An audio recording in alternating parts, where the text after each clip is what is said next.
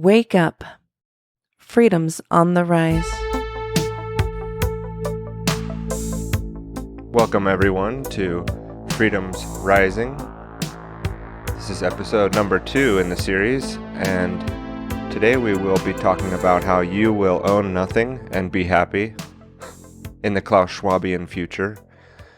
How you will not have to go shopping and not need to worry about if your neighbor is vaccinated or not, because you'll never see your neighbor. Your neighbor could very well be a robot.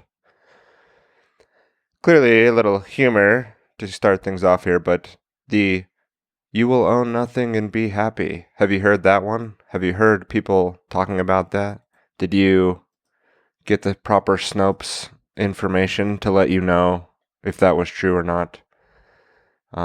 See, that's kind of like getting caught on your heels if you heard that and immediately, not through me, but previously, or maybe this is the first time hearing about that, but it kind of ties into something that our speaker today will be talking a little bit about. And from a Forbes article in 2016, where there's this sort of dystopian outline laid out about how you won't own anything. You won't own a car, you won't own a house, you won't own any appliances or clothes. And sort of this worldview that comes from the World Economic Forum of how, whether that's how they'd like to see things or that's how they predict things that will be, and they're going to help facilitate that. It's this idea of you sort of being a Ready Player One stacked on top of each other in your old camping trailer with your VR in the metaverse, not caring about your surroundings or your poverty because you're happy. You're plugged into the metaverse. You've got your stimulus. You've got your social credit score working for you. And with these things, you can survive and thrive in your little hamster cage wheel as the robots monitor your brain waves and make sure that you're getting the right, nutrient or whatever that, is being monitored there for your vitals to remain as you mine cryptocurrency with your heartbeat or whatever, this dystopian future looks like. So when people hear you'll own nothing and you'll be happy, that actually does have a source from the World Economic Forum. There was a video that went along with it with slides and a beautiful, again, picture of the human future.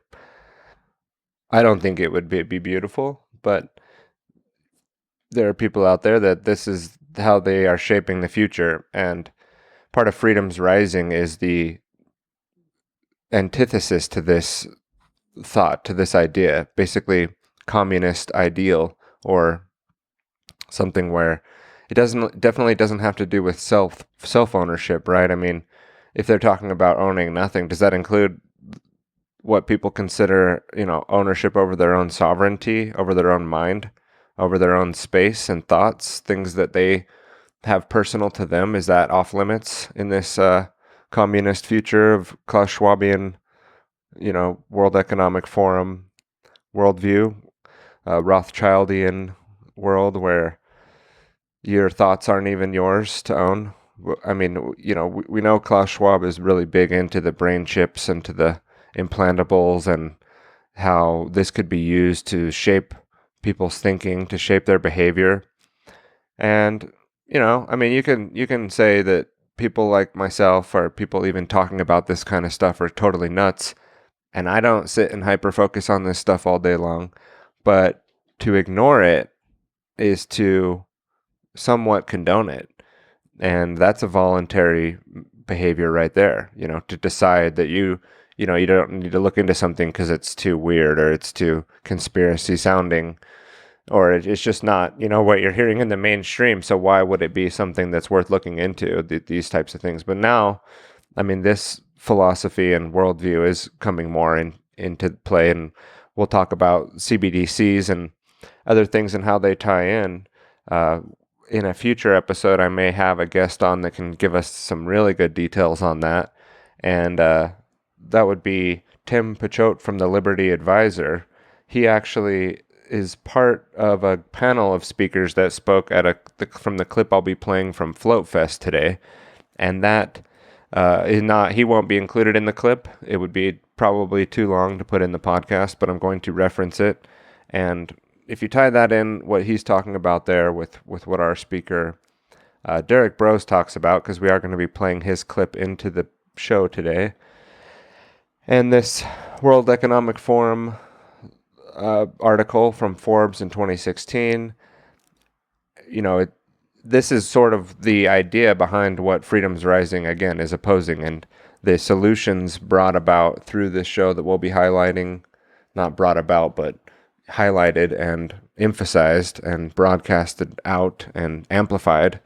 Those sort of solutions that we also implement in our own life, and I'm talking myself in the third person, that I would implement in my own life and am doing, we have to put the gasoline in the tank and start getting activated. So it's not just about learning about these things and, diving down the rabbit hole and then kind of just trying to put all your efforts into waking people up or something like that. And actually, as the title of the talk that Derek gave is fitting, it's not enough to be awake anymore. It's time to get activated.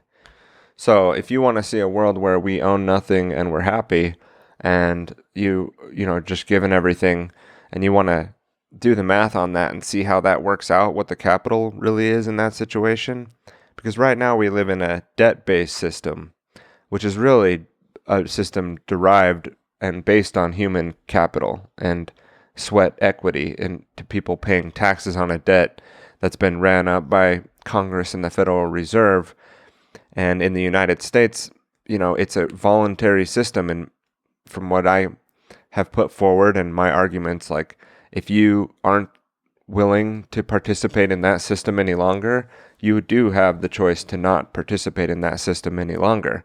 It doesn't make it easy. It doesn't mean that it's not risky. It doesn't mean that your life is not at risk. It just means that, this system is something that people voluntarily interact with. So, and that sounds, and I know there's resistance in that statement as well, when people even in the freedom movement are saying, it's not voluntary, oh my God. And they get it confused, and I've that's why I don't use the label voluntarist, and I think that people have done a disservice by putting this philosophy forward as a part of the freedom movement, part of the solutions, because it's basically a baseless philosophy that if something's voluntary, then it's good, right? Well, what if someone's voluntarily, shooting heroin and voluntarily wants the government to control their life and wants the government to control your life as well, and they're doing that voluntarily? What if that's their voluntary action? So that's a problem. Now, I agree where we say that, the actions that I take shouldn't be provoked in a non-voluntary way where I'm doing something involuntary. But going back to the principle at hand, I mean, isn't everything voluntary? Even if someone has a gun to your head, isn't it still a choice on how you respond to that? Or does somehow the threat of violence take away your ability to think and process and move forward with your own actions? If somebody's threatening you with violence, that somehow makes your actions involuntary, right? So it's better, I would say, to admit to the fact that people participate in the system out of convenience and out of cowardice. And I'm not trying to call people cowards, and I'm not perfect, and I am in that boat. So I'm trying to find the way out and implement the solutions, right? But I think we got to be honest with ourselves about, if, something has a problem in the philosophy, let's move on. Let's get that, zipped up and put away so we don't keep bringing it out, and make sure that we're using rhetoric that makes at least logical sense. And if we're not agreeing that logic should be used to move forward, then, that point, that's when the conversation would be ending. If someone doesn't think that logic should be a part of the conversation, and that we shouldn't at least attempt to be consistent in our reasoning and logic. So anyways, before we get off on a tangent there, let's get back to what this episode entails. Some of the details have to do with, for me, from my perspective, we'll go a little bit into the history of how I found freedom cells and worked with them and still work with similar types of groups, but we don't officially call it a freedom cell. And from the idea came out of Derek implementing what he had found in Bob Podolsky's work, who found that when working with smaller groups, they had found that was more effective in getting things done and less chance for it to become a bureaucracy, right? And some of the physics here and things were, I think, also derived from Buckminster Fuller and the essence of the famous quote, you've never changed things by fighting the existing reality. To change something, build a new model that makes the existing model obsolete. And, freedom cells can be definitely used to begin this process. And so if you're not familiar with freedom cells, today we're going to link to freedomcells.org.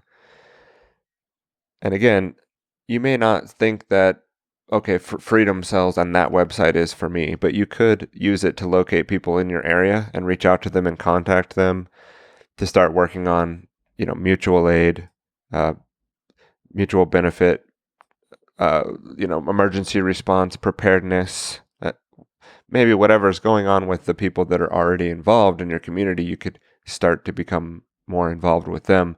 Now, if you stay on the Freedom Cell network, which I'm only affiliated with to the point that I am promoting it here, there's no direct affiliation to me and that website. And I'm not involved with the making of it or the history of it.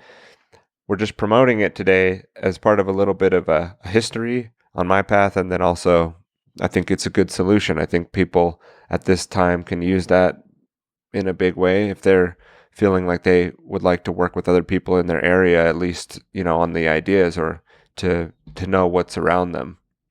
So I started a Freedom Cell back in 2016 in Salt Lake City. It was called the Salt Lake Freedom Hive.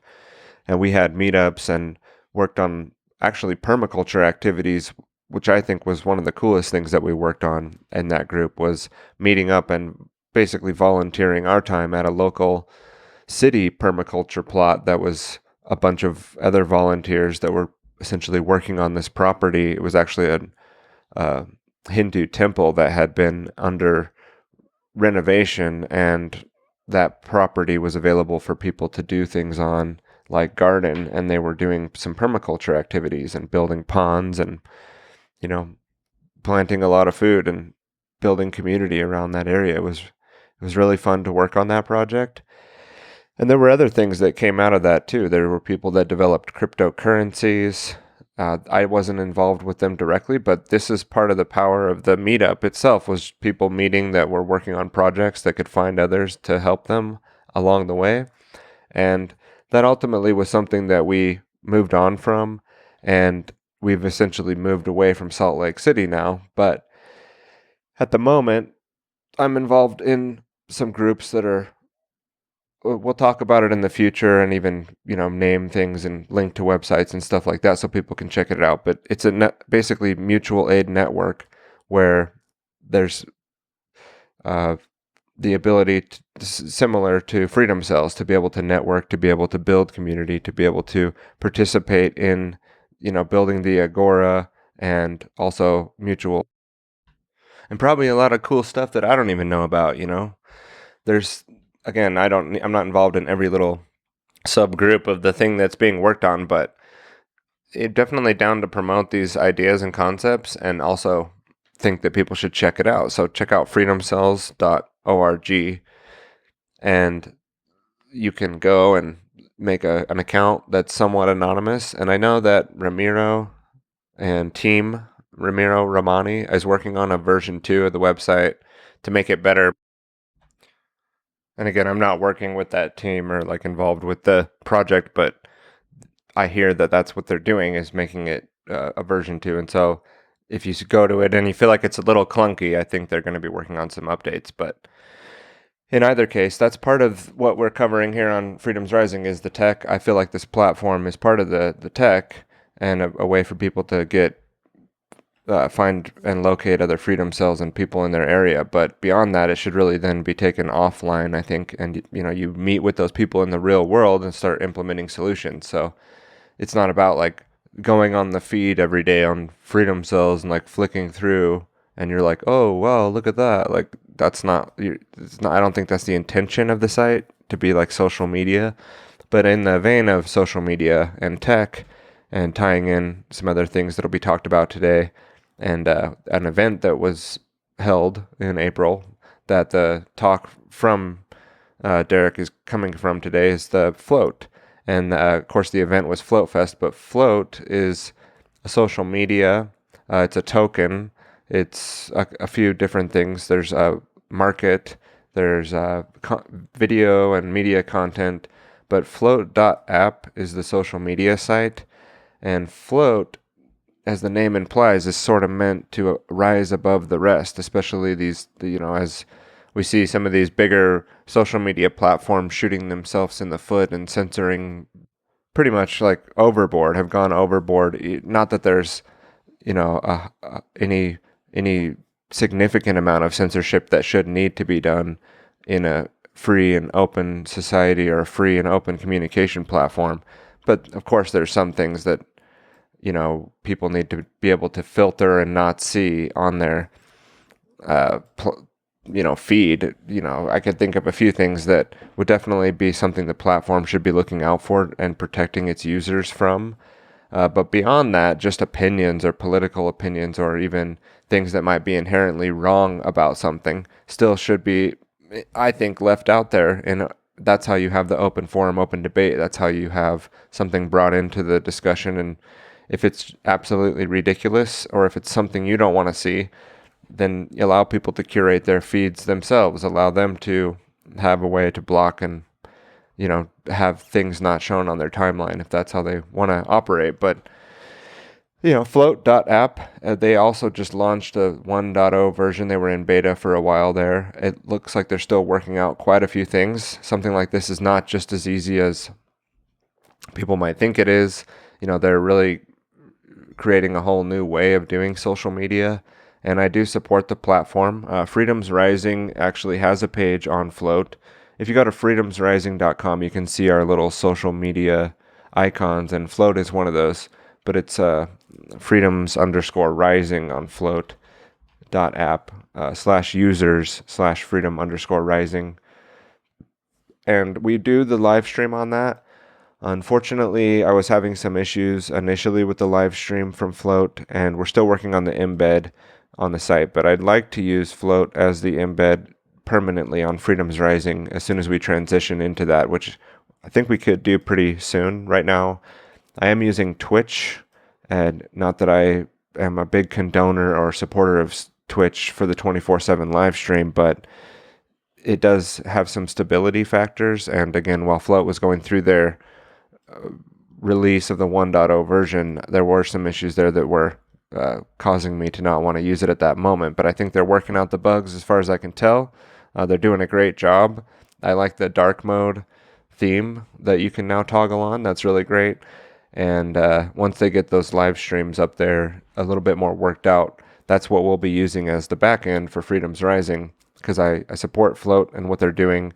I think they have plans to decentralize aspects of the content posts on the site, which I think is a good step towards making a platform that's more free and not something that the government can just come after and attack to the point where they start taking things down, even if they say that they weren't going to do that.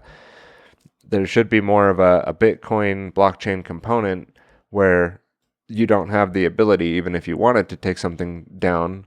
And again, that needs to be mixed in, though, with the thought of like not safe for work, or how do people curate things that they really don't want to see, that, nobody should see, that somehow ends up on platforms like this. And that's sort of what kills platforms like this.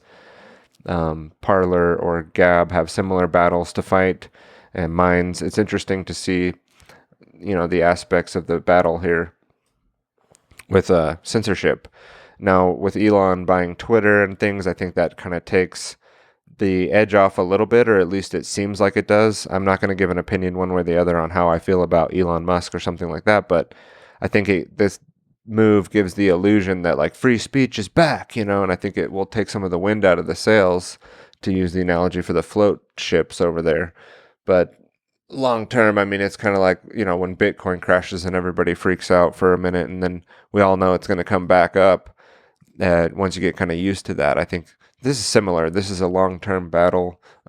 Twitter is not going to solve all the problems of the social media uh, dynamics that are going on in the world, and we do need things like Float to be around. I'm excited to see how the launch of their token goes, and so those two things are sort of our tech things to cover today that tie into the episode: Float and Freedom Cells. In addition to that, Float Fest is the event that was held where in Gause, Texas, in June, and this is the festival where the float people actually get together in the real world, as we were talking about, and how important that is to actually, in the flesh, meet up with people, and the people that you are working on these projects with and working towards more freedom, and that's sort of like the community, right? Not that there aren't people outside of those places that are doing things for freedom or living freedom in their own lives, but you get the aspect of going and supporting the platform. We've not gone to Float Fest, but we do have a bunch of friends that went, and I watched this clip that we're going to play from that and was really inspired about a month and a half ago by it, and it was part of my getting back on the saddle myself with Freedom's Rising and starting to do the podcast again for my work that I like to do. And watching this made me really think about how important it is and the concepts that are being put forward in the talk that Derek gave. And if it makes you uncomfortable, I'd like you to think about those periods. I mean, there may be something where you don't agree, but if it's just something where you're like, oh man, why are they talking about that, or I don't know about that idea, that sounds too radical. I would like that to be a point of interest for yourself to think, why is it making me uncomfortable? Some of the things talked about might make someone think, well, this is a radical extremist here. But that's what I would think is not a misunderstanding of the problem. I mean, I like how Catherine Austin Fitts puts it, that we've got to stop paying the people that are trying to kill us. And that, again, might sound like, well, that's extreme. What do you mean, trying to kill us? That sounds like conspiratorial. And really, it's not. I mean, really, there's an antithetical force to human freedom operating on this planet. It uses government, it uses democracy, it uses eugenics to slowly march forward the agenda of controlling people, controlling human beings, controlling their minds. And I would think if you don't understand what something like the concept of agorism that Samuel L. Konkin III, libertarian activist, put forward in his works, and that Derek has dusted off and reinvigorated and brought back into the sort of the mainstream talking points of the freedom movement, quote unquote, that you wouldn't, understand the need for that, then you don't understand the essence of tyranny. You don't understand how a tyrannical force works, and you don't understand that we're under tyranny now, and that these are the solutions that we can work on to fight against tyranny, and that the more we work towards the solutions, the more free and prosperous and living in truth and harmony we can be. But if we're putting our head in the sand and thinking that this stuff's not needed because these people are just extremists, and we need to keep using the current system of democracy and voting and representative government, and that's the way forward, and that's the only way, and who's going to build the roads, and what is this person talking about? He likes to drive on the road, and he thinks that we shouldn't. I mean, these are childish arguments, things that definitely need to be considered.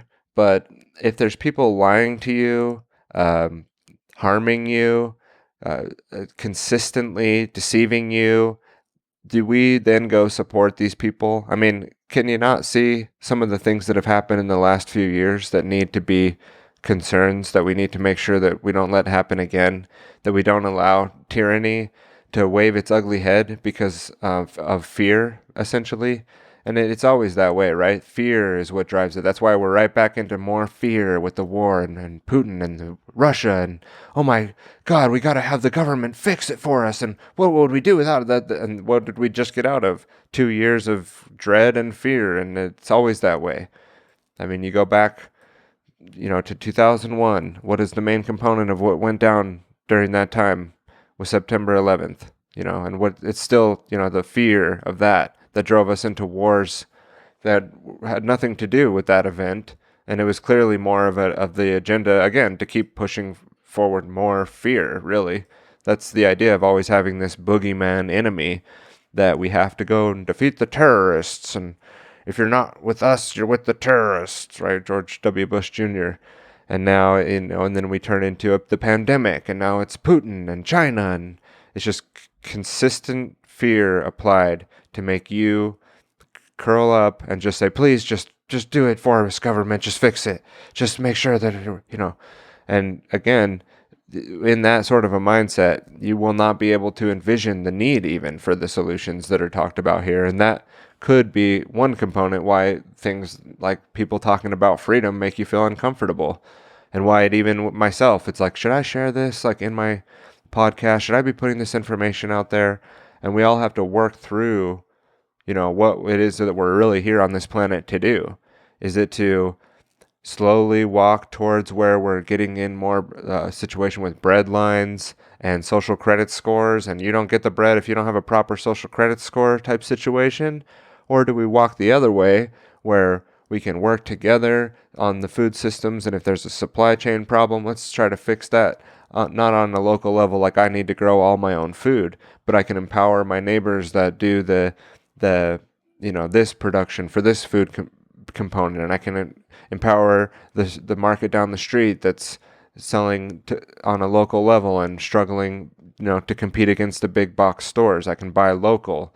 I don't have to, not like the whole supply chain. I like the supply chain. I like the fact that we have a grid. I like the fact that things are connected and we can import and have on the shelves what we need.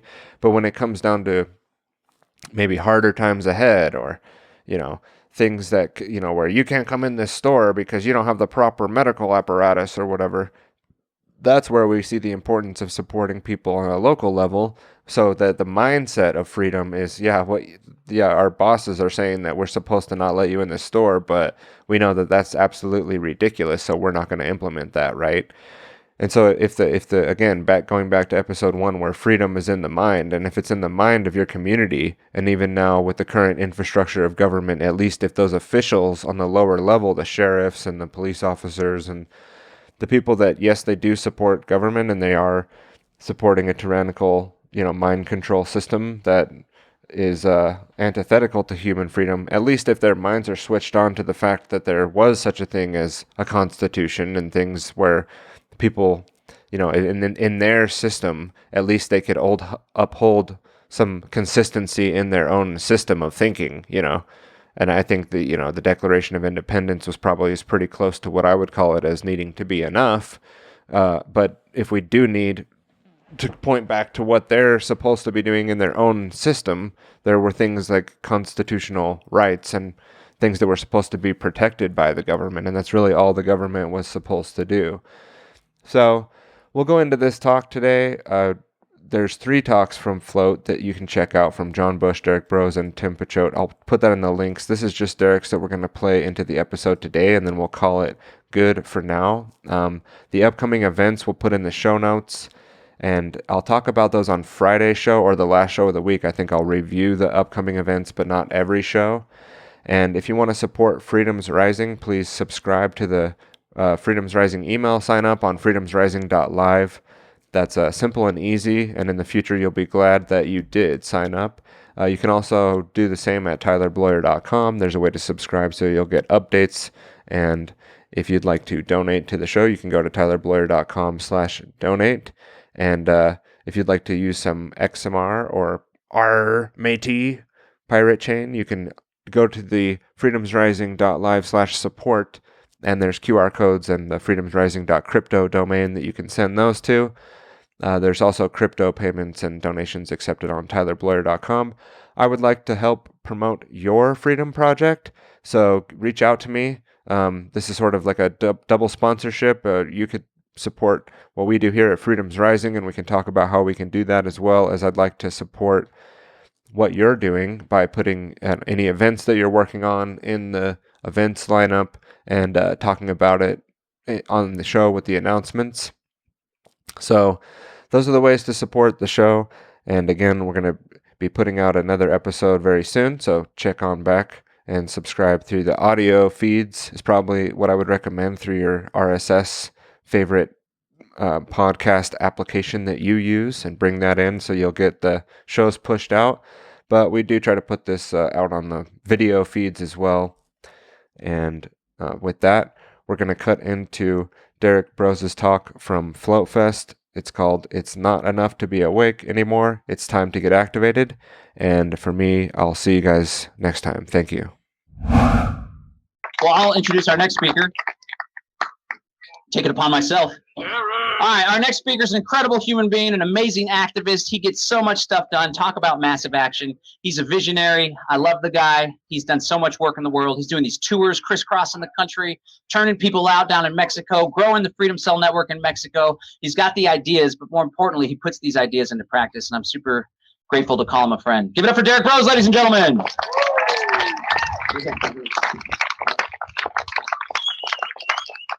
John should have been out on the comedy stage last night, shouldn't he? That's the best thing, though, is when you get to a point where your message is kind of, doesn't even feel like you're giving a speech anymore. You're just sharing your truth, and, it works. So I have a couple of things to mention before we get deep. Who wants to go deep? Let's go. Who's all about that deep? Sorry, I might have listened to too many jokes last night, so probably. Wow, that was a little wild. That was a little wild last night, wasn't it? Earmuffs. All right. Yeah, before we go deep, I wanted to just mention a couple of things. This is just for my talk. Everybody does things in their own way, but if I could please just have all the vaccinated on this side of the room and all the unvaccinated over here. Yeah, okay. I got a middle finger. Thank you. First time. Great response. I'm thankful. But, obviously I joke about the vaccines. It's been a big issue the last 2 years.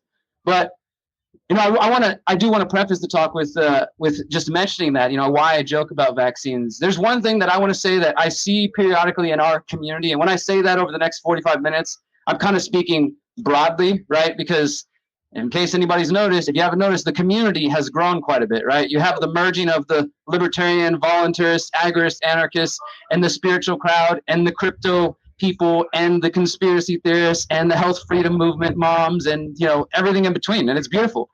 We probably don't agree on a lot of issues, and I never come to an event like this assuming we're all on the same page, right? But I think the one thing that really does unite people is the belief in self-ownership, right? Is that something, bodily autonomy, my body, right? Like, whatever issue you look at it, like, I think that's one of the uniting things. And so I just want to say that for myself, all the events that I do and any space that I'm ever in, I am not the person that's going to say, if you're wearing a mask, you're vaccinated, you're not welcome here. I think anybody taking that approach is bullshit and is not helping grow things. And in fact, a lot of the people you might look against, like those stupid sheeple, they got the vaccines. I don't know if you noticed, friends, but some of them wake up after they get the shots, and they're going to be looking for help. We're going to be the ones that need to offer the help. So as far as I'm concerned, anybody is welcome here, whatever their status may be. And it's really none of my business. And the reason I kind of share that as well, and this is going to come to a surprise to many of you, but I actually got vaccinated last week to go see my grandmother. Fuck no, I didn't. I'm just playing. I ain't putting that poison in my body. Fuck that. But that was great. It was like dead silence in here. I think half of you were like, what the fuck just happened? I was sad. Let it burn his books. Yeah, that's the proper response, right? Just go to the other polar opposite. It seems like there's a lot of that in our community. Wait, this thing didn't work. The other extreme must be the answer. Whew. All right, so let's get into some different ideas today if we can.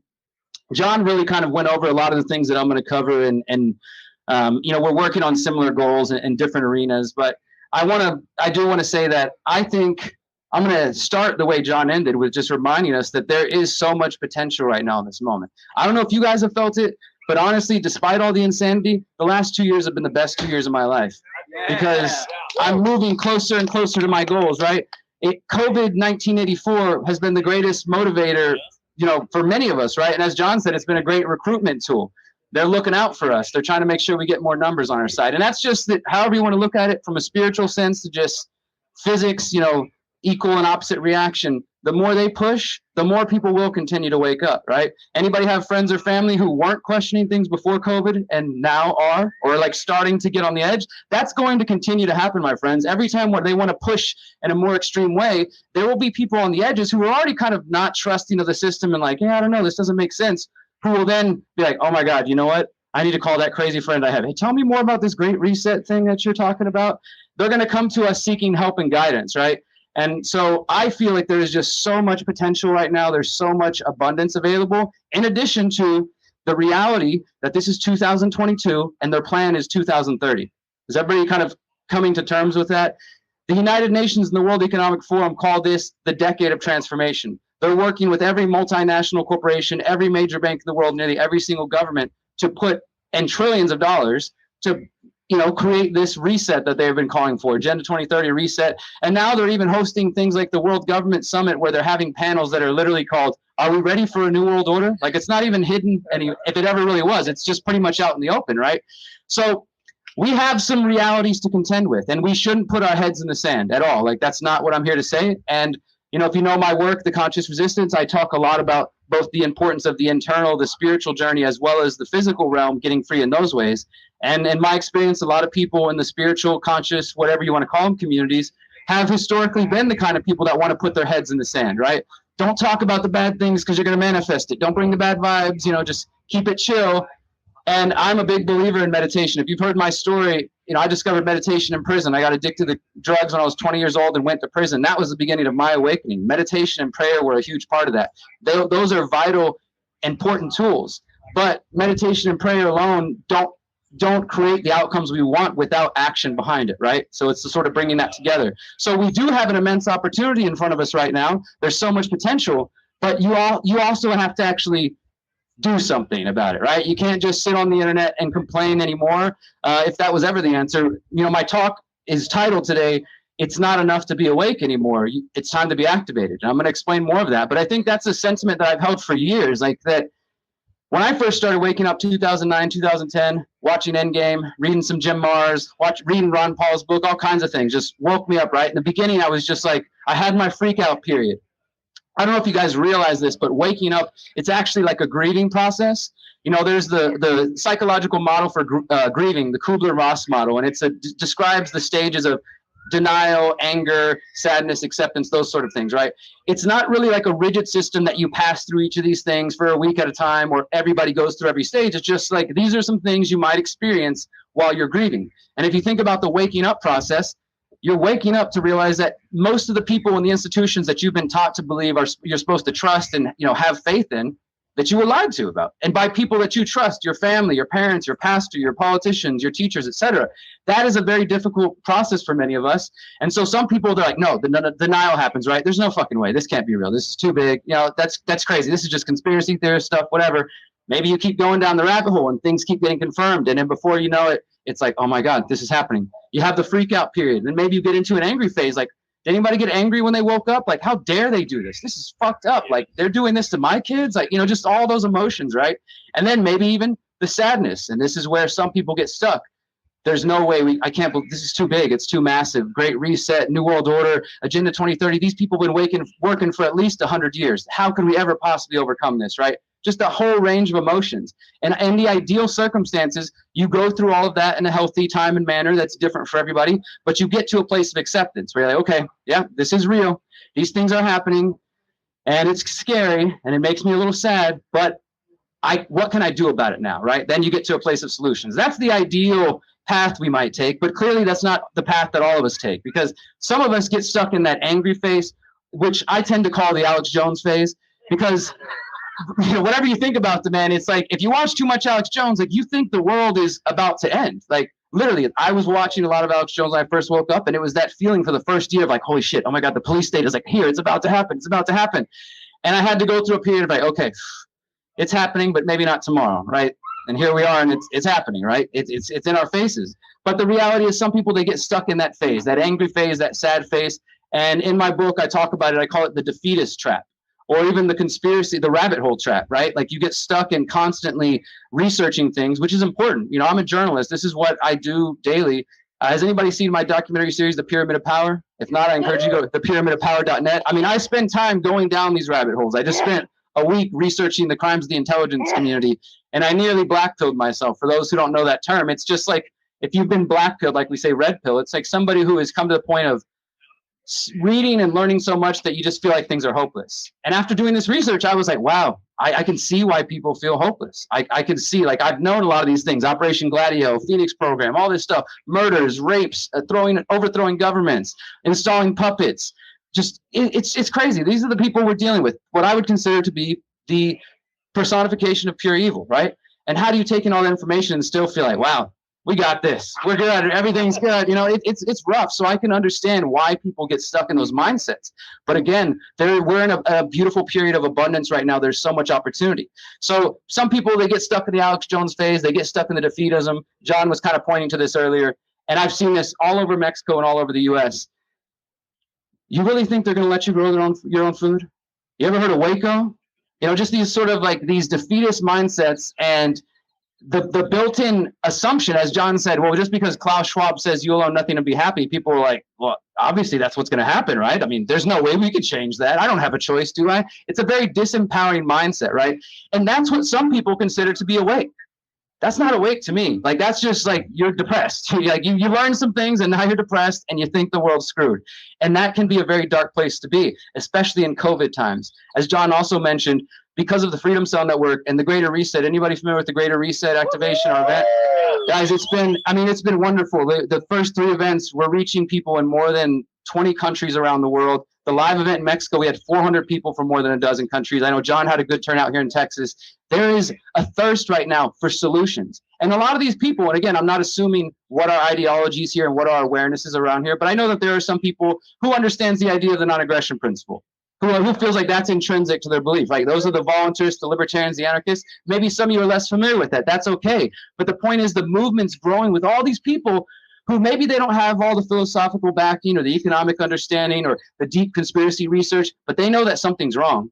And they're looking for answers and they're looking for solutions. So that's a beautiful step. It's like, okay, now we're looking for what's next. But many people are still in that reactive stage, right?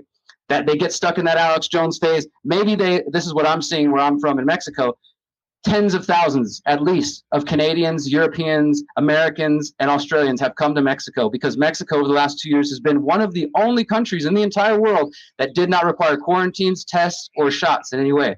And so because of that, there's just this mass exodus of people who got out of Canada before the domestic restrictions. I'm sure everybody here is familiar, but if you're not familiar, as of October of last year, unvaccinated Canadians, people in their own country, can't take a bus, can't take a train, can't take a flight domestically without being vaccinated. So a lot of them saw that on the horizon and they flooded into Mexico. So there's a lot of people looking for solutions, but it's also it's still in that reactionary state, right? Like, oh no, they're doing something bad, I'm going to run away and come here, right? And so in that process, what I'm going to share a little bit today is I'm seeing a lot of the same mistakes. Miriam and I just did the activation tour in the fall. I see a lot of friends that we met around the country. It's really great to see you guys again. We did 30 cities in 60 days all across the U.S., from all the way to the Pacific Northwest, the Northeast, and down to Florida and Texas, of course, and California. And this is last year in the height of all the Omicron, BS going on, and got to see some of the best and the worst things happening in this country, right? And everywhere we're going, we're meeting people through the Freedom Cell Network, meeting people through the Greater Reset, who are telling us, but when COVID happened, I felt alone. I felt isolated. None of my family wanted to listen to me. They all think I'm crazy. I lost my job. I'm stuck at home. My kids think I'm crazy. My parents think I'm crazy. You hear all different versions of this story. And then people saying, and then I used the Freedom Cell website to find people near me. Now we're starting a garden together. Now we're buying land together. We pulled our kids out of school together. Or I went to a local watch party for the Greater Reset, and I met all these people in my community that I never knew were there. And so the first step is that people realize they get out of that defeatist trap by recognizing they're not alone. I mean, does everybody understand? I know that each of us have experienced that in different ways. Like the moment, maybe even for something like this, like, is this the first event for anybody who's like never come to a freedom event in person, right? A few of us. And isn't it a great feeling to realize, like, holy shit, these aren't just random strangers on the internet. There are real people like me from all over the world who feel these ways and who are asking questions. Again, we've got differences of opinion, but that's what this movement's all about, right? We're not trying to create a robot army of all of us that agree on everything all the time, right? That's not freedom. That's diversity and the other shit they're selling us. We want true, real freedom. And inside that space, you have to have diversity of opinions and beliefs. So one of the first steps that we've been seeing is helping people realize that they're not alone, helping people see the importance of that. And then from that, okay, you're not alone. Now you realize there's other people. We're creating our own culture. That's what it really comes down to, guys, if you understand that, right? And it's interesting. We were having this conversation the other day, the dynamic between the words cult and culture, right? Like, it's there. There's, I've been accused of starting a cult a couple of times. Like, I don't think it's a freedom cult, I guess, but I'm not in charge. Nobody's in charge, right? But you think about that word culture of what we're doing, right? They want us to have a culture that is all the things that you guys see in the mainstream world, whether you're left, right, whatever. There are things in that mainstream society that we don't recognize as aligned with our values. So we say, you know what? I don't like the way they do those big mainstream festivals with supporting Budweiser and military propaganda and all these mainstream bands pushing propaganda to my kids' minds. So let's start our own festivals. Let's start our own conferences. Let's start our own movements. Let's buy our own land. Let's build our own communities. That's what we are witnessing right now, guys. But this is a proactive movement that you have to choose to be a part of. You have a couple of paths. You can come to Float Fest next year. You can go to Jackalope in a couple months, go to Midfest, go to Exit and Build Land Summit. You can go to the Greater Reset next January. You can go to Anarchapulco if you want. You can attend the whole circuit of festival events and never do a damn thing beyond that. And I see this. You just keep coming to the party, keep hanging out. Yeah, like I got the message and stuff.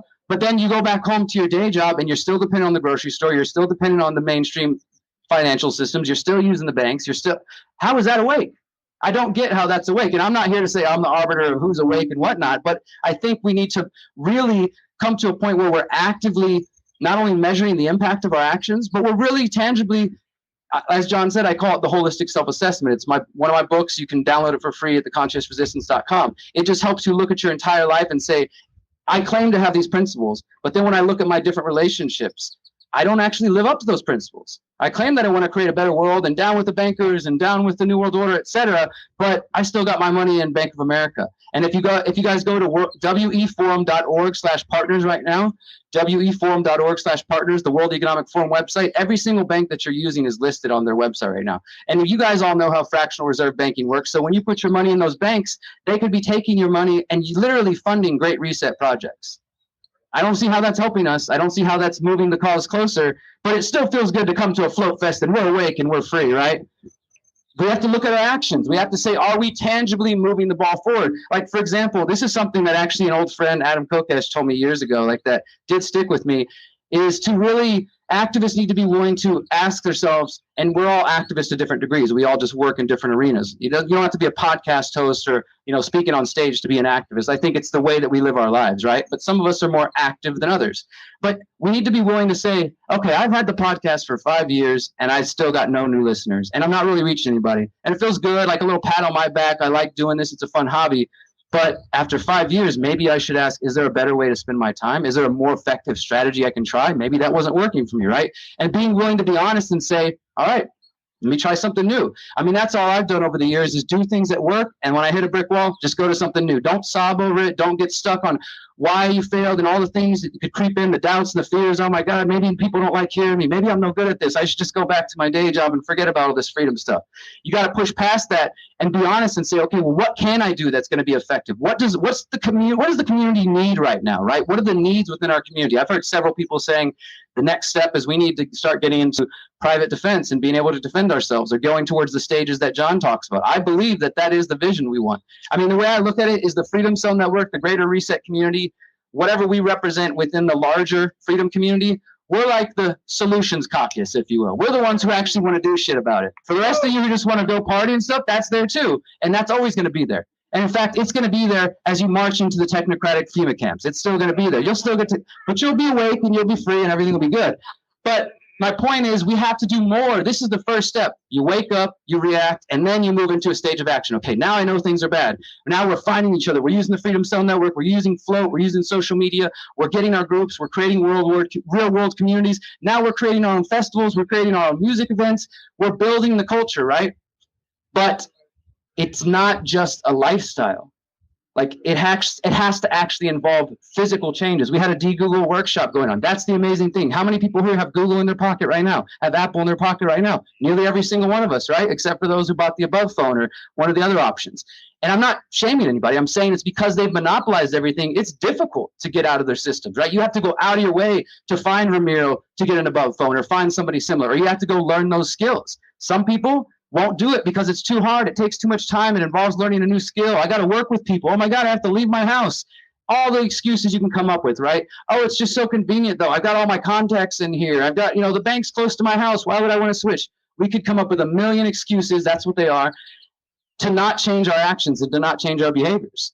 And I've been saying this for years now. I mean, I've been involved in this movement, so to speak, since 2000. I think the first Liberty event I spoke at was Anarchy in the NYC, if anybody remembers that, back in 2013, April 2013. I was all up there really nervous talking about Buddhism and anarchism. Like, oh my God, are these people going to listen? And even back then, people just wanted to hang out and party. I could already see, I was like, okay, so there's some people in the movement who get it, and there's others who are just there to come hang out and do the events and go to the bar afterwards and hang out. Hey, Larkin, hey, Derek, go to hang out. Let me get photos and do that, and then go back to their job working for the government or something. I don't know. But to me, this was always about I need to change my life so I can be more free, right? And the other, so that's one point, is being willing to measure our impact and our effectiveness, right?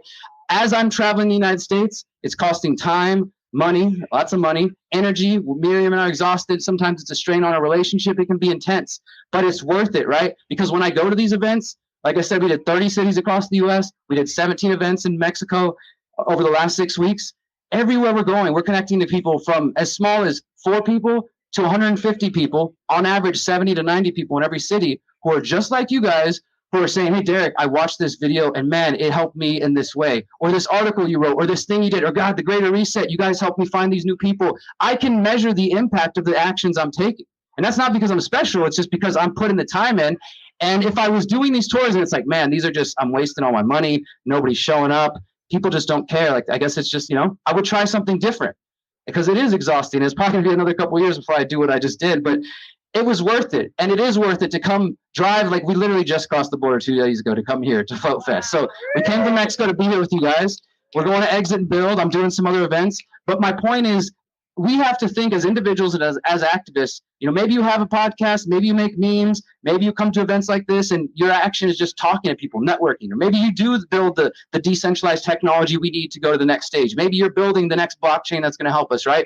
I can't do those things. We need those people just as much as we need loudmouths like myself and John to share the message, right? So we all have a role to play, and we have to figure out what that is, and it's going to look different. So that's one thing, is be honest with yourself and be willing to ask if the actions you are taking are really leading to freedom or to anything new, right? Be willing to understand that. Now, I want to take a step back before I go into some of the other answers. I actually do think that despite myself and John kind of railing against getting lost down the rabbit holes, I do still believe in trying to wake people up. I don't think it's a path everybody needs to take, but I like to have my foot in that world, doing journalism, writing articles, producing documentaries, doing videos and interviews to try to get the people who are still on the edges, right? Because again, there's a lot of people in the movement who think they're awake, but they're so black-pilled they think there's no solutions, or they've never heard of the Freedom Cell Network, or they've never heard of Float Fest, or they haven't met you and you have the perfect thing that they need to complete their project, right? Or vice versa. There are still a lot of good people out there, guys, who I believe can and will join us when the time comes. And frankly, I still think we're vastly outnumbered and that we need a lot more people. Even with the numbers we have, we can do good things. And that's the beautiful thing. We're seeing the beginning stage of that. But if you understand the exit and build strategy that we've outlined, and I was inspired by Samuel Konkin. Anybody who knows your libertarian history, he's a founder of Agorism.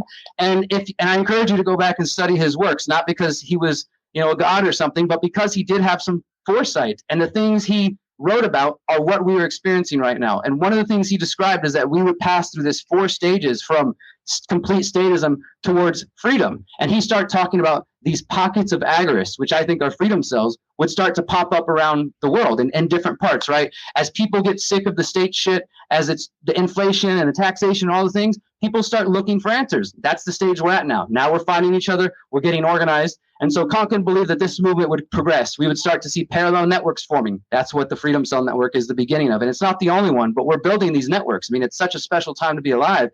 But ultimately what Konkin believed, and I think our buddy Free Ross Ulbricht is unfortunately a great example of this. Konkin also warned that if we move too fast, the state would smash down, because at the moment, even though our numbers are growing daily around the world. I mean, I talk to activists, part of the Freedom Cell Network in India, Australia, South Africa, Germany. I mean, this is a truly worldwide movement, guys. So understand that. But we are still very early in the stages, right? We're at that sweet spot. There's this book written years ago, like 101 Things to Do to the Revolution. I know some of you guys have heard about it. And it said, yeah, it says something like, right, we're at that awkward point where it's too early to shoot the bastards. But, you know, so we got to focus on solutions. We can't, like, I don't think the movement is strong enough, not to say that that's the answer. I don't agree with that as the answer. Make that clear, right? But we're not quite strong enough to just get to the point where John and I do envision. We want to stop paying property taxes. We're not free if we're paying property tax for the rest of our lives. We want to get to the point where the network is strong enough where we can peacefully but assertively say, hey, you know what? As John said, like, hey, you guys are not doing great. We're not even using your services anymore. So we now have enough strength to come to them as an equal and say, hey, we have representatives now. This is our community diplomat coming to interact with the U.S. government and saying, this is what we're willing to do with you, and this is what we're not willing to accept. And that might sound crazy, and maybe it won't even come in our lifetimes. I believe it will.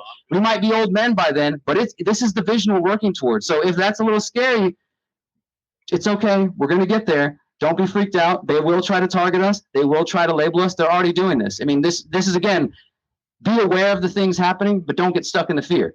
Is it a fact that myself and John and our names in the Freedom Cell Network were listed in a Fusion Center document from the police department? Absolutely. That was back in 2016. They were already watching myself and John. We've got leaked documents from the Blue Leaks last year, right? And that can be a little unnerving. It's like, oh, wow, back in 2016, they were taking note that John invited me to speak in Austin about Freedom Cells. They were watching since the beginning.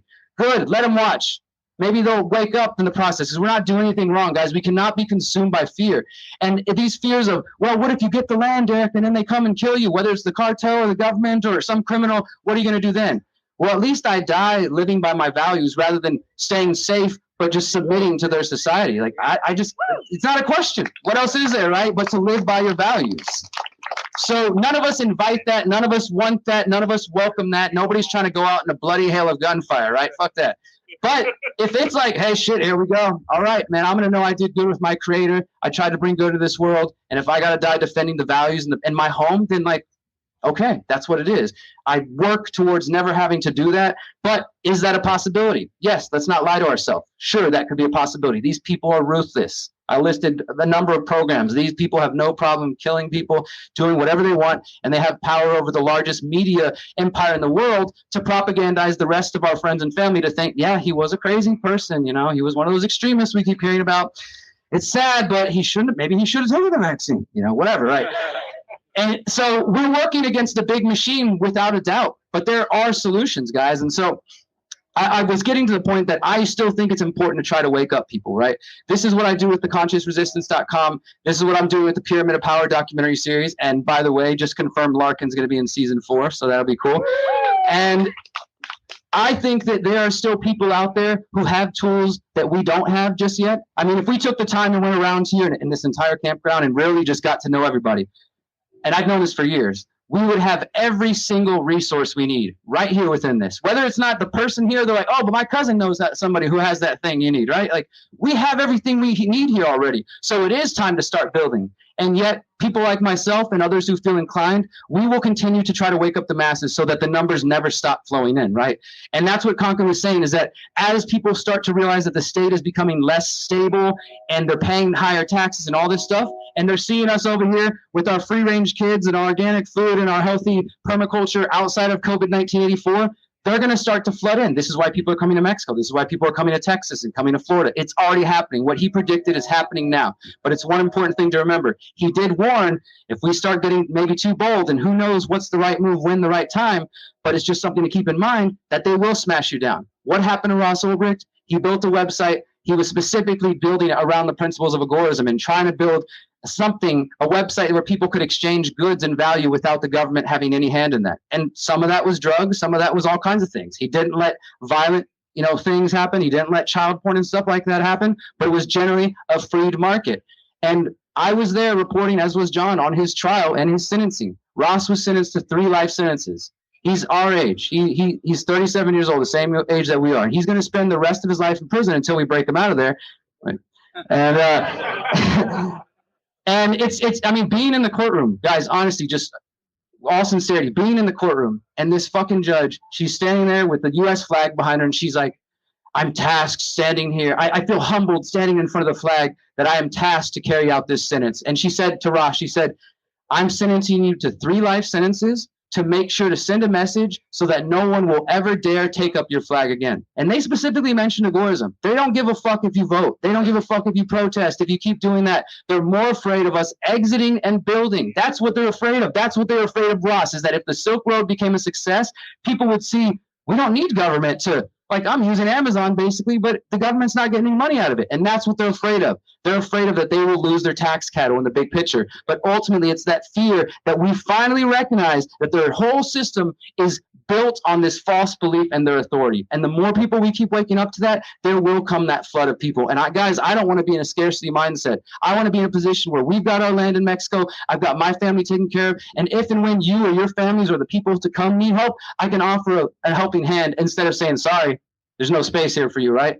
That's just the task I'm playing, because I think that, man, we're just at the beginning. Things are going to get fun. They're going to get bumping. And man, I just can't explain it to you. I hope you guys really understand the moment we're in. Like, just take a moment to sink it in. Some of us, I'm still young in this game. I've only been doing it 12 years. And I know that people have been a part of these movements for decades. My grandmother, I was joking about my grandmother earlier. My grandma is actually one of my biggest influences. When I first started waking up in 2009, 2010, I went and saw Ron Paul speak at the U of H, and I was reading Jim Marrs' Rule by Secrecy, and I came to my grandpa and grandma. They were visiting. I was like, Grandpa, have you guys ever heard of the Federal Reserve? And they looked at me. My grandpa, it was really cool. My grandpa, he's passed now. He kind of patted me on the head. He's like, you need to be careful who you talk to about this. Not everybody's going to be willing to listen, and some people are going to think you're crazy. And I realized my grandparents been awake for like 50 years. They've been waiting for it. Like, oh my God, we got a grandson. It's awesome. My grandma has a farm in Kentucky that she's been living and growing her own food since she was a little girl. Like, she's known this kind of stuff was coming. They were way ahead of the curve, right? She is one of my biggest sources of strength and inspiration. But not only her, my living ancestor, but all the ancestors that came before me. Guys, it's important for us to recognize that no matter what skin color you have, what language you speak, your place of your religion, your origin, your place of birth, etc., that all of our ancestors had to go through blood, sweat, and tears to get us here today in these moments to be alive. Think about that. And I will not fail my ancestors or my nieces and nephews who are just coming to this world, or your children or my potential future children, by saying, you know what? I knew the Great Reset was coming, but it was just so much easier to stay comfortable, to keep doing the things I'm used to keep my money in the bank, to keep using Google, to keep playing their systems, because all that sounds like a lot of work. I'd rather just go to the festivals and go to the conferences and pretend like I'm being free, because the actual freedom sounds like too much work, right? Because nobody here can claim ignorance. How many people are familiar with the term social credit score? The Great Reset, technocracy, Agenda 2030. Nobody here can claim that they're not ignorant. And if those terms don't mean anything to you, I encourage you to go to my website and watch some of the documentaries and reports I've done. But my point here is that we're sitting here today in May 2022, 8 years from their Agenda 2030, in full awareness of what's on the horizon. Nobody here can say, I didn't know, I never got the memo, I didn't see that documentary, I never heard of this, you'll own nothing to be happy. So we can't claim ignorance. So if we fail the coming generations and we fail our ancestors, it's because we chose not to act, right? If the future they want, which is you'll own nothing and be happy, comes into fruition, it'll only be because we didn't stop it. And honestly, I don't know that we can stop it. This is the other kind of cold, hard truth, I think. Trillions of dollars, every multinational corporation, nearly every government in the world, decades and decades of planning. I don't know that we can stop it. But the idea of exiting and building, exiting from systems that don't align with our values and building better ones, to me at least says that the coming generations will have a choice. Do you want to live in the smart city, technocratic, you'll own nothing and be happy world? Or do you want to come be a part of this beautiful new thing we're creating? And none of us can predict what that might look like or where will be the most free. Everybody's trying to figure out, should I go to Mexico, Texas, which town? I mean, at some point, you got to put roots down. That's all it comes down to, right? Because we need freedom everywhere. We don't want everybody just to come to Central Texas, although there's a growing contingent here. We need freedom everywhere. And maybe for periods of time, places like California might be a little lost. But even then, we got people like Jason Bassler holding it down in California. Even in the worst places like Australia, the Freedom Cell network is strong, right? Despite all the insanity you guys have seen in Australia, people are still organizing. The human spirit is still alive, right? They haven't extinguished it yet, but they're working on it, my friends. And it's up to us to decide how we're going to interact with that. So we have this opportunity right now, and one of the biggest opportunities I see is this Texas-Mexico connection. Now, Miriam and I have been living in Mexico for the last 2 years. We've been visiting for about 6 years. She's got family there. If everything goes well, when we go home from this trip in June, we'll be closing the deal on our property and moving on and beginning the project that we call the Conscious Agora. And I'm really excited because to me, that's just the fun. That's the beginning of the fun stuff, right? But there's also been 2 years of fun stuff. So many people come to events like this, or how many people have seen that meme going on social media? It's like, how many of you want to just grab your friends and go off grid and buy land, right? It's like this feeling that they're tapping into that so many people know, I got to get out of the cities. I got to get out of the cities. But again, there's not so much action behind it. You know, I've kind of come to this theory that if there, let's say the whole world's population was 1,000 people, and 100 of them were people that were so-called awake, that probably 10 of them would be the people buying land. That's just what I've seen. There's a lot of talk and not so much action in these movements. There's a lot of talk, a lot of gathering, a lot of online debating, a lot of circle jerks, all that fun stuff, but not so much like physical concrete action. And that needs to change. So this Texas-Mexico connection, what Miriam and I have been doing the last 2 years, we found a spot that feels like home for us. We just traveled 6 weeks across the country. Right now, I could tell you at least half a dozen communities that are looking for people actively, that have land already, not some scammer telling you give him some money and he'll bring land later, but people who physically have the land, have the title, have the vision, and are looking for people like yourself. In Mexico for sure, but I know there's other people like-minded in Texas.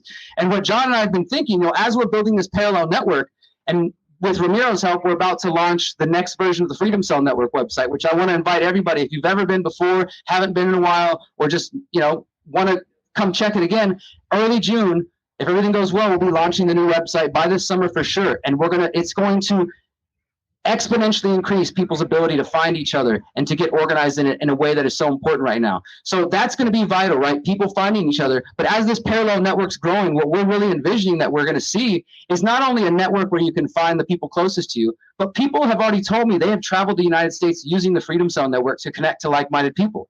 They're traveling, you know, all the way to the East Coast, so they look up the Freedom Cells in Tennessee on Telegram, and they look at the website. They message them and say, hey, I'm part of the Freedom Cell Network back in Mexico, headed to the East Coast. Does anybody know a safe place that I can go tonight, or where I can find, you know, the community of like-minded people? That's what it's going to evolve to. It's not just going to be a place where you find people in your community, but it's ultimately going to be a map that can map out, here's these people selling produce, here's these people selling you know, animals, here's these people selling land, here's these people giving workshops, so you can connect to the like minds. And that itself is going to evolve into the parallel network that Samuel Konkin was describing with his philosophy of agorism. That's what Exit and Build is all about. We're not just saying like, let's go buy land and, you know, have fun in the country and forget it. The whole point is that we are building the next stage, and we need your help to do it. But it's happening. People who are choosing to be active are seeing the results.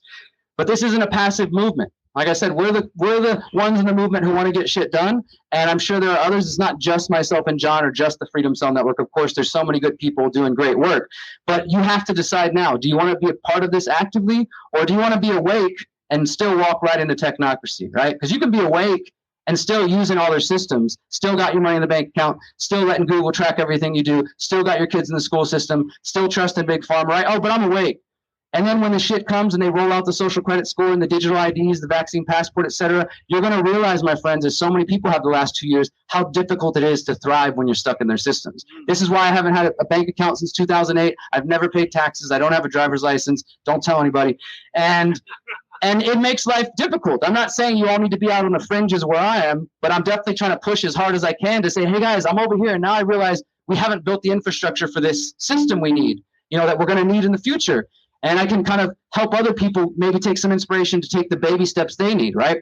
Is there anybody here, whoever, you know, feels like sharing, that feels like what we're saying sounds very foreign? Like, does anybody feel like you're very trapped? Maybe you got a 401k, you got $50,000 in debt. You got, you know, just be honest. It's okay. We're a family. We're a community here. We need to find ways to help each other, right? Some of you might be hearing this and like, I'm with you guys. I get it, but shit, how I'm barely surviving check to check. I was there 2 years ago. Been the starving journalist activist for almost a decade. It was fun, but I'm done with it. And, you know, we need to help each other, right? So we need to know in what ways are you struggling to get more free? Is it the bank account? Is it that you got direct deposit? It's convenient. Is it, what is it? Like, because if you're not willing to look into crypto, if you're not willing to look into silver and gold, or you're not willing to create a local currency, then you're basically just consigning yourself to continue in their system. And sooner or later, as our Canadian friends down in Mexico have learned, they will freeze your bank accounts if you support the wrong people. If you come to a float fest, if you went to that Freedom Cell meeting, right?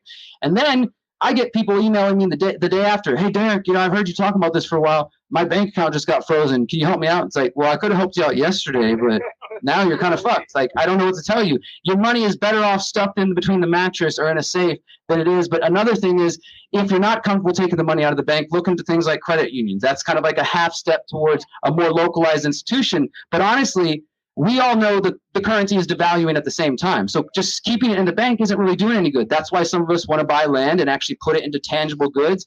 But even if you're not at that point yet, guys, invest in yourself.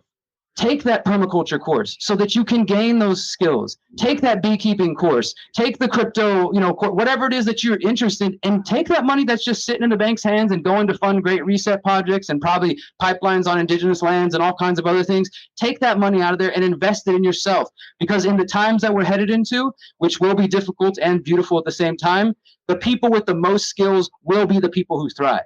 Right? If you don't have anything to offer, and I'm not just talking about gold bars and silver, but if you can build something, you got some practical skills, you're going to be a lot more useful than the guy who stocked up on, I don't know, whatever else people are stocking up. Stock up on the traditional things like, tobacco, alcohol, guns, ammo, seeds. Those are my favorite currency. Get some crypto, get some precious metals, invest in yourself. But Jesus, how long have people been talking about in the Fed and the Occupy Wall Street and the banking system? And I'm just kind of convinced that some people will never actually leave the banks until they come to Float Fest like, yeah, guys, well, my bank account got frozen. I didn't take it out. I never listened. I knew it was wrong. I knew that, and I'm not saying this is easy. Like, again, I have a different lifestyle, so there's probably many of you who are more dependent on that system at the moment. But the idea and the hope is that some of our tech buddies start creating more solutions so that it becomes unnecessary. So we have to be willing to assess our activism. We have to be willing to see that there is an opportunity right now in front of us. There's so much potential. And I think if you want to come to Texas or you want to come to Mexico, what John is doing and his team and all the people are doing around Texas and so many others, and what we're working on in Mexico has created an opportunity. As long as that border stays open, and even after it closes, we will be able to transport goods and people across that line. Miriam and I have been doing what we call the modern Underground Railroad. Some of you guys might have heard about it on Vice recently. They said we were appropriating slavery or something. I don't know. But so for the last year and a half, Miriam and I have been doing these caravans that we just call Modern Underground Railroad. It's something I wrote about in my book. My book, How to Opt Out of the Technocratic State, which you can download for free at theconsciousresistance.com/how-to. It came out a month before COVID happened, and it describes everything we're facing. I'm going to update it soon, and all I'm going to do is add the word vaccine passports, and it'll be totally up to date. But in that book, we were describing that sooner or later, at some point in the future, there might come a time where it's difficult to stay free and where people have to move from one state or one country to another, and a new underground railroad would form like the one during the Civil War. And holy shit, it happened a lot faster than I thought. So what we're doing is totally legal at the moment, but what Miriam and I do through the Freedom Cell Network for people who are interested, they come meet us in Houston. We give them the time, the date, the location. We drive them to the border, help them out with their paperwork, help them cross, and they can either follow us back to where we live and get settled and decide what's next for them, or they can go about their own way. We've done more than a dozen caravans. At this point, we've helped over 100 people come to Mexico, including families who've literally sold everything they owned to leave Canada, packed up their children, their bus, their house, whatever, came down to Mexico with no idea what to do next. And there's a network forming there. So I'm not here to say like everybody needs to go to Mexico, but for those who feel like that's an option, there is so much potential there right now. And between what's happening in Texas and Mexico, I do imagine that as these trade routes start forming, this is where I'm going to kind of wrap up. I want to buy property on both sides of the border so that when people are crossing, there's a safe house to kind of land, right? And the bigger picture is, this one's just been developing recently, so stay tuned for this in the coming year. Everybody's been paying attention lately to that Young Global Leaders program from the World Economic Forum. I want to do the exact same thing, but from our side of things, right? Because if they're getting in the young minds and they're indoctrinating them with their philosophy, and then what do? They send them out to be presidents, prime ministers, and go in their little their spheres of influence. We need to do that same thing. I envision something that's almost like a Freedom Cell training ground, a fight club of sorts, but for freedom and liberty, right?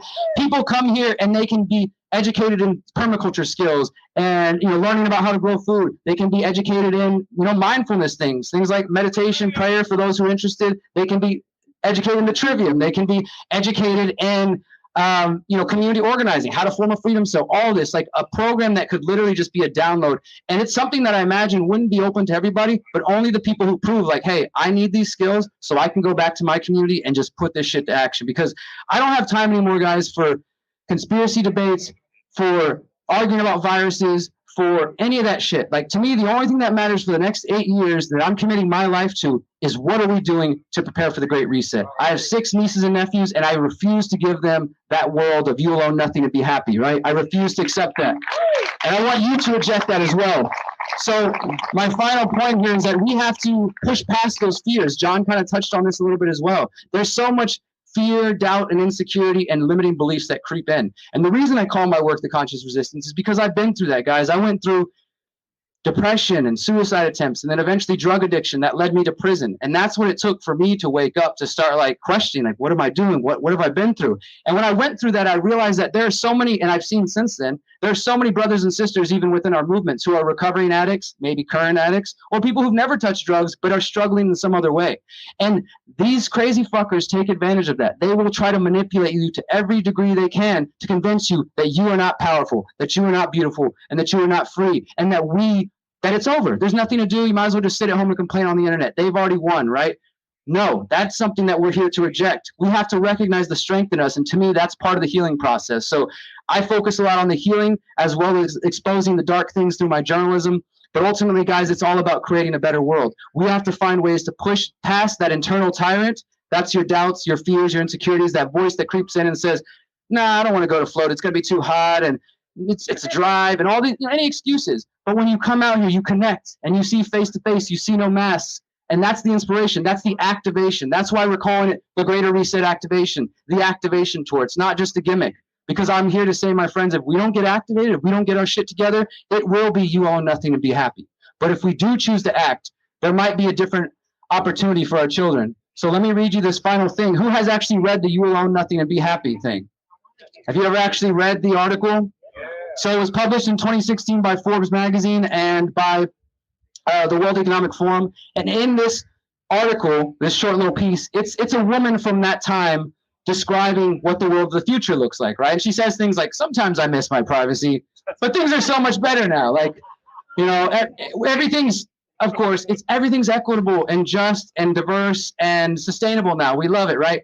But when you scroll about halfway, here it is, when you scroll about halfway down the article, so it's titled, Welcome to 2030. I own nothing, have no privacy, and life has never been better. Like, so they took it down from the side afterwards. So here's the part that's important, though. This is the most important part for what we're doing.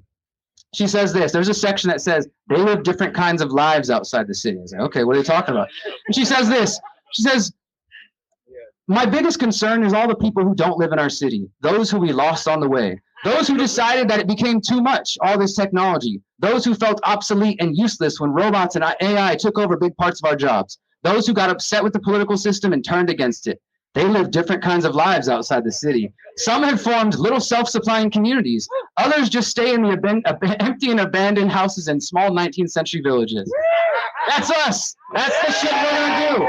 We are going to exit from these systems, guys, and it's going to be a journey, my friends. I hope to see you over the coming 8 years and the coming decade as we build something beautiful. For these young ones that are running around, my friends, some of these kids have only seen a world with people in a mask. Thankfully, they have sane parents and they're here, but there's so many other children who are suffering, right? And it's for those kids that I fight. It's for my ancestors that I choose to honor. So I hope you will join me in this journey, guys. Thank you so much. Very much.